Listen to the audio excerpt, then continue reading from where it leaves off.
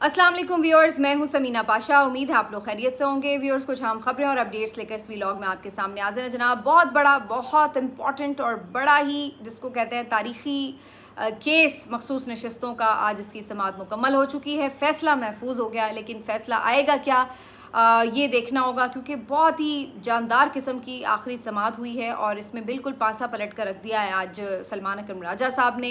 बहुत ज़बरदस्त दलाइल उनकी तरफ से और एक सरप्राइज़ भी दिया उन्होंने, बिल्कुल एक ट्रम्प कार्ड की तरह। इसके ऊपर बात करते हैं, तफसीलात आपको बताते हैं। दूसरी तरफ आज एक और ख़बर सामने आई है कि फ़ोन टैपिंग की इजाज़त दे दी गई है हुकूमत पाकिस्तान की तरफ से एजेंसीज़ को, ISI को। तो इसके ऊपर काफ़ी इंटरेस्टिंग चीज़ें हैं जो आपके साथ शेयर करने जा रहे हैं। और इसके साथ साथ खावर मानिका को आज मुंह की खाना पड़ी है इस्लामाबाद हाई कोर्ट से। और खावर मानिका जो हैं उन्होंने दरख्वास्त दायर की थी कि इद्दत केस को एक दफ़ा फिर डिले किसी तरह कर सकें, लेकिन जस्टिस मियां गुल हसन औरंगज़ेब साहब ने उनकी दरख्वास्त मुस्तरद कर दी। इसके ऊपर तफसीलन आपको आगाह करती हूँ। आपसे रिक्वेस्ट है कि चैनल को सब्सक्राइब कर लें अगर अभी तक सब्सक्राइब नहीं किया। तो सबसे पहले मखसूस नशिस्तों की बात, बहुत ही इंपॉर्टेंट केस पाकिस्तान तहरीक इंसाफ या सुन्नी इत्तेहाद काउंसिल के लिए, जिसको भी ये सीटें मिलें। बहरहाल एक ही बात है, कहने का मकसद ये है कि मखसूस नशिस्तों का जो केस है आज इसकी आखिरी समाअत थी। और आखिरी समाअत ज़्यादा आज मेरा ख्याल है क्लैरिटी से ये बता रही थी कि काजी साहब अब शायद मेजॉरिटी में नहीं हैं। जो मुख्तलिफ जजेस के रिमार्क्स आ रहे हैं, जो उनके क्वेश्चंस थे, उससे ये बात पता चलती है कि काजी साहब अक्सरियत में अब मौजूद नहीं है। कम अज़ कम इस केस में जो वो चाह रहे थे कि अक्सरियत उनके साथ हो जजेस की, वैसा महसूस नहीं होता। अब समाअत तो आज मुकम्मल हो चुकी है, फ़ैसला महफूज हो चुका है। वो तो जब फ़ैसला आएगा तो पता चलेगा। आज के रोज़ तो नहीं आ रहा, कब आएगा ये भी अभी नहीं बताया गया सुप्रीम कोर्ट की तरफ से। लेकिन ये ज़रूर कहा गया है कि जजेस आपस में मुशावरत करेंगे, जिसके बाद बता दिया जाएगा कि फ़ैसला कब आएगा। लेकिन कहने का मकसद ये है कि काजी साहब आज कुछ लग नहीं रहा है कि बहुत कोई स्ट्रेंथ पर नज़र आए हमें, बल्कि बज़ाहिर ऐसा लगा कि केस बिल्कुल उड़ चुका है। आज ही जब इस केस की समाअत शुरू हुई तो फैसल सिद्दीकी साहब ने अपने दलाइल का आगाज़ किया। और फैसल सिद्दीकी साहब सुन्नी इत्तेहाद काउंसिल को रिप्रेजेंट कर रहे हैं। उन्होंने एक दफ़ा फिर से 2018 के इलेक्शन के बाद जो बाप पार्टी की एग्जाम्पल थी उसको अदालत की समाअत में सामने रख दिया और कहा कि ये इलेक्शन कमीशन का अपना फ़ैसला था। एक पार्टी जिसने इलेक्शन नहीं लड़ा था उसको नशिस्त आपने दी। आज़ाद हैसियत में ये थे सेनेट जो मेंबर्स, और इनको आपने मखसूस नशिस्त अलॉट की।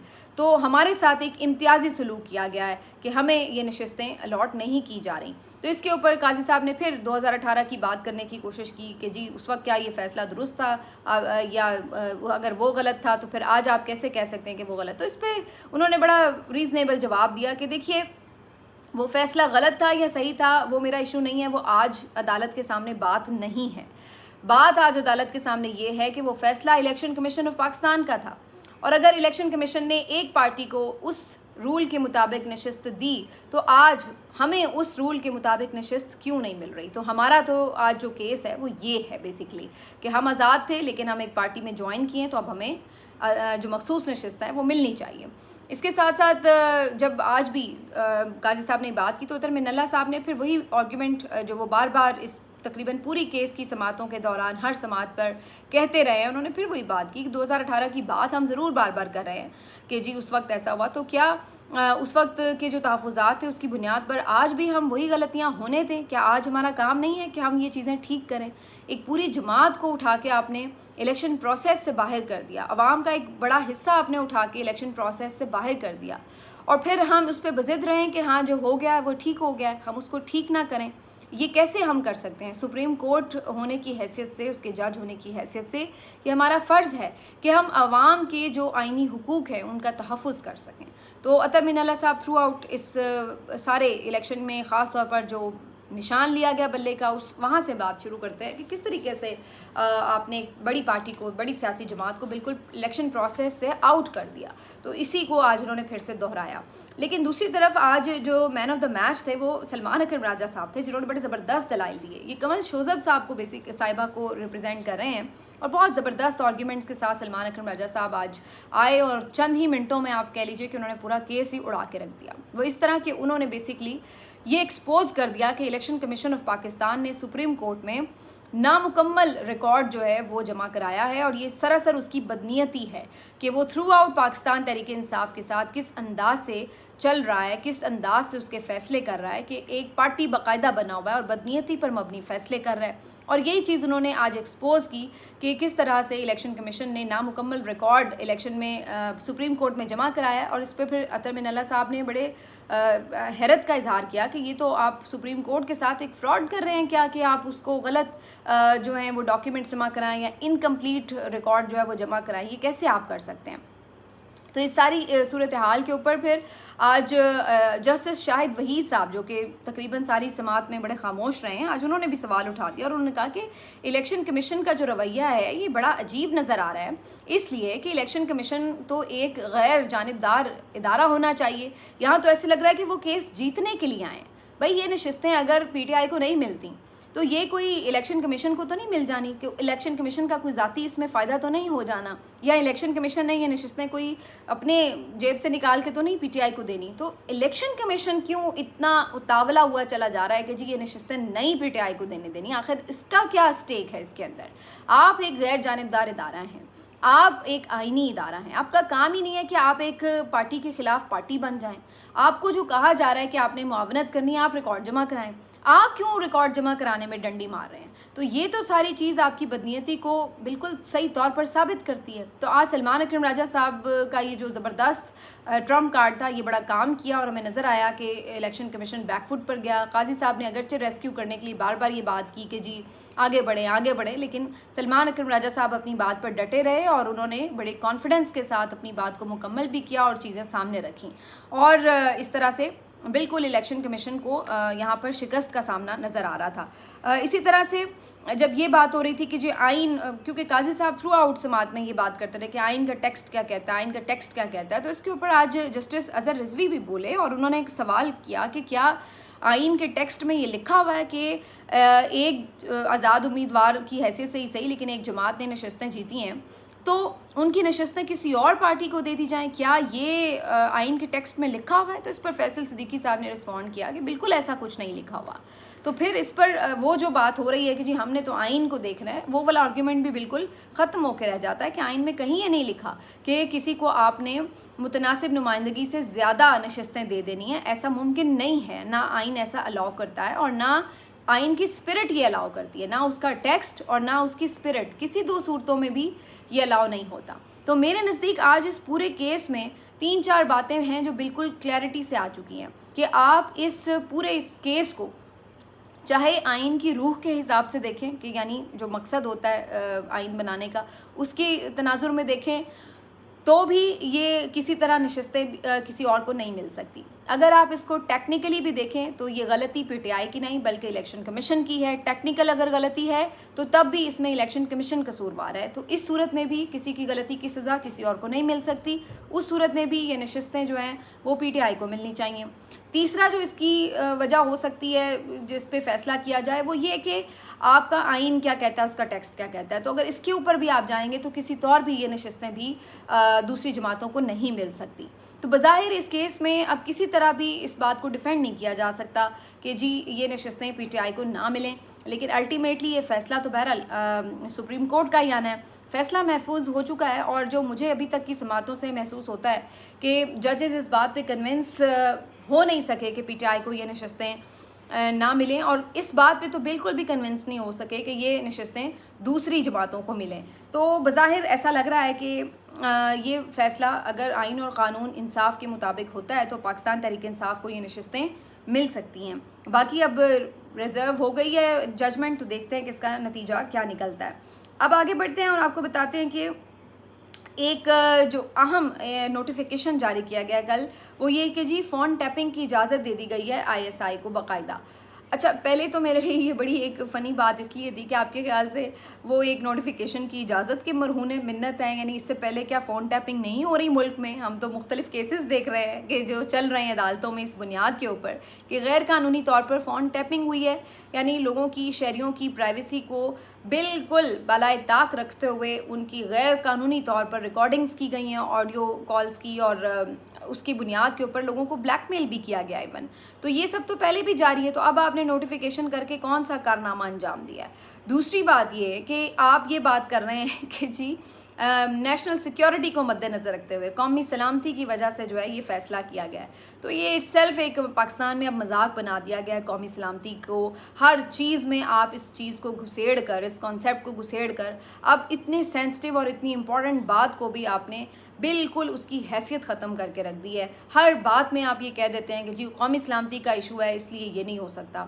कल अभी एक्स की जो बंदिश है उसके ऊपर वजारत दाखिला की तरफ से जवाब जमा कराया गया अदालत में कि ये एक्स खोला तो जी कौमी सलामती को ख़तरा लाहक हो जाएगा, लिहाजा इस वजह से कौमी सलामती का इशू है, इस वजह से जी हम एक्स नहीं खोल रहे। हालांकि बग़ैर एक्स खोले फिर आपकी सारी जो फ़ौज ज़फ़र मौज है वज़रा की, वो क्यों एक्स यूज़ कर रही है?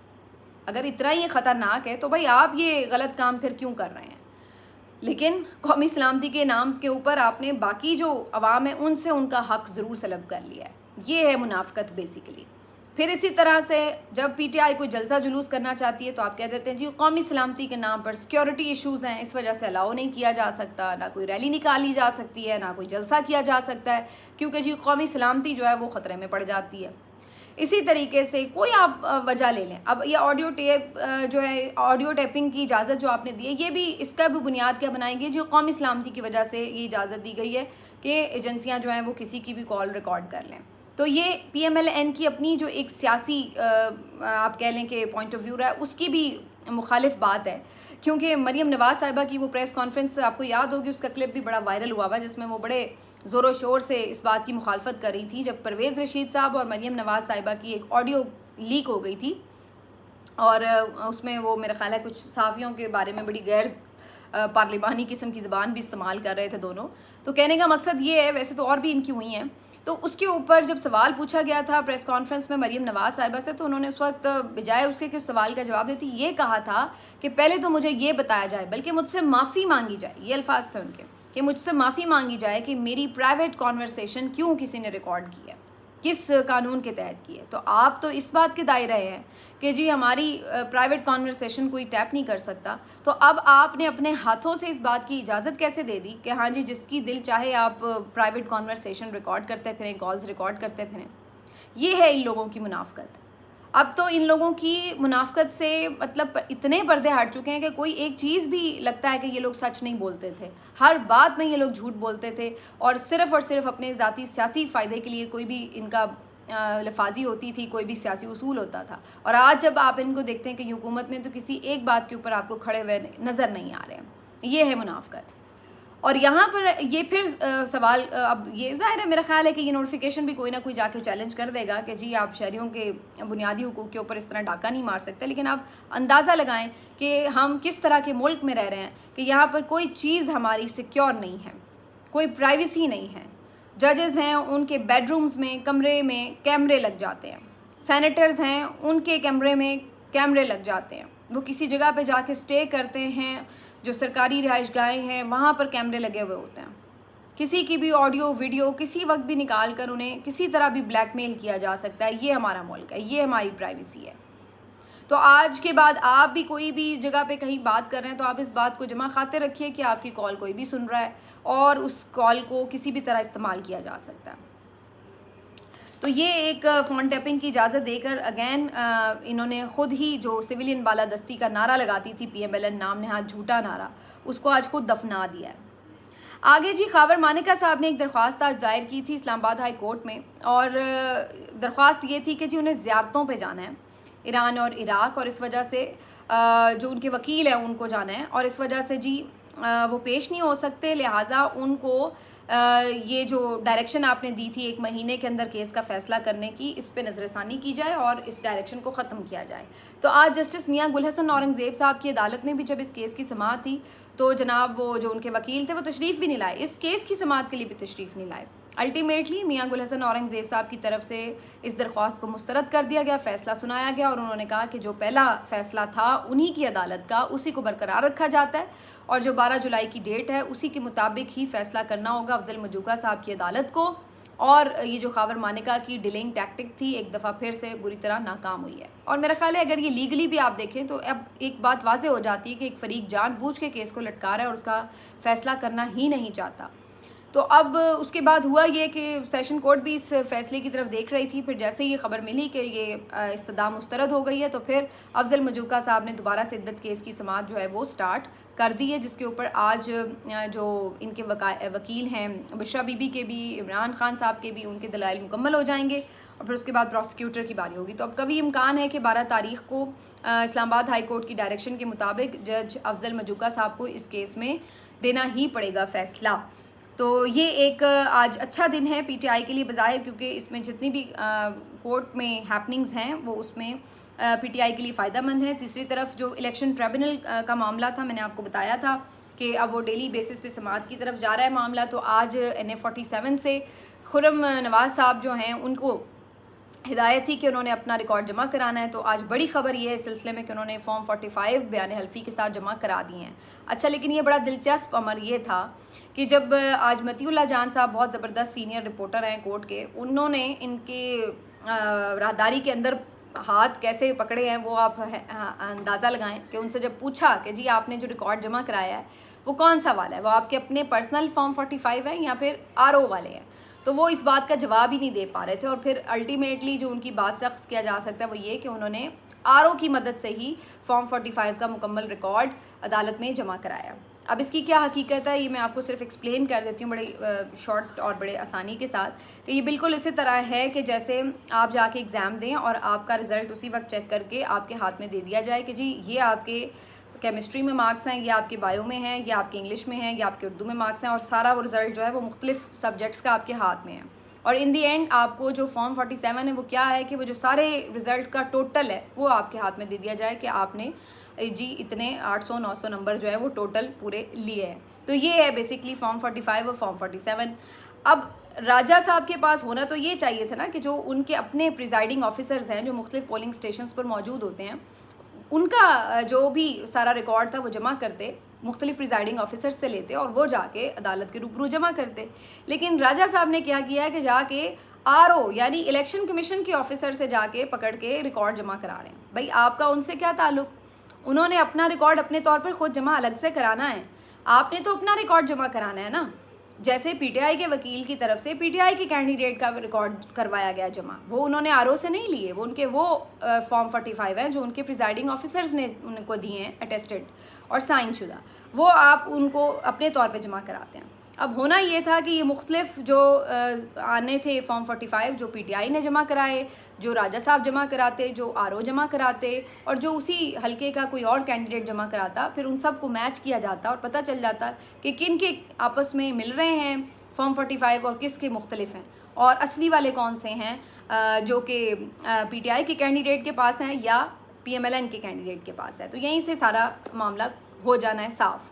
तो अब ये खैर हल्का बहरहाल ये खुल चुका है, चाहे RO से ही लिए हैं, लेकिन ROs ने भी जिस अंदाज से टैंपरिंग की है फॉर्म्स में वो तो सबको पता है। जो इन्होंने अभी इलेक्शन कमीशन की वेबसाइट पर भी बड़ी टैंपरिंग चल रही है स्टिल, तो वो तो सबको पता है। तो अगर ये उनसे भी लेके जमा कराएंगे तो तब भी इनके बचाव के चांसेस बड़े कम हैं, क्योंकि अगर उसी हल्के के 2-3 और जो कैंडिडेट्स हैं उनके फॉर्म पीटीआई के कैंडिडेट्स के फॉर्म के साथ मिल जाते हैं, मैच कर जाते हैं, तो इसका मतलब ये हुआ कि उनके जो फॉर्म्स हैं वो ओरिजिनल भी हैं, सही भी हैं और वो ऑथेंटिक हैं।